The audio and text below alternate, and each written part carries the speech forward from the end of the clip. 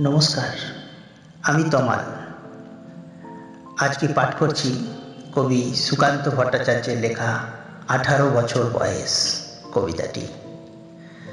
18 বছর বয়স কি দুঃসহ, স্পর্ধায় নেয় মাথা তোলবার ঝুঁকি।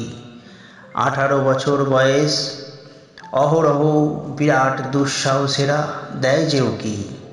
18 বছর বয়সের নেই ভয়, পদাঘাতে চায় ভাঙতে পাথর বাঁধা।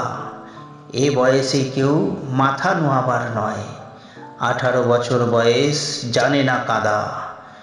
এ বয়স জানে রক্তদানের পুণ্য, বাষ্পের বেগে স্টিমারের মতো চলে। প্রাণ দেওয়া নেওয়া ঝুলিটা থাকে না শূন্য, সপে আত্মাকে শপথের কোলাহলে। 18 বছর বয়স ভয়ঙ্কর, তাজা তাজা প্রাণে অসহ্য যন্ত্রণা। এ বয়সে প্রাণ তীব্র আর প্রখর, এ বয়সে কানে আসে কত মন্ত্রণা। 18 বছর বয়স যে দুর্বার, পথে প্রান্তরে ছোটায় বহু তুফান। দুর্যোগে হাল ঠিক মতো রাখা ভার, ক্ষত বিক্ষত হয় সহস্র প্রাণ। 18 বছর বয়সে আঘাত আসে অবিশ্রান্ত, একে একে হয় জড়ো।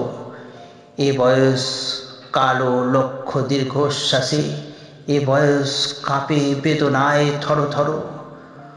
তবু 18 শুনেছি জয়ধ্বনি, এ বয়স বাঁচে দুর্যোগে আর ঝড়ে।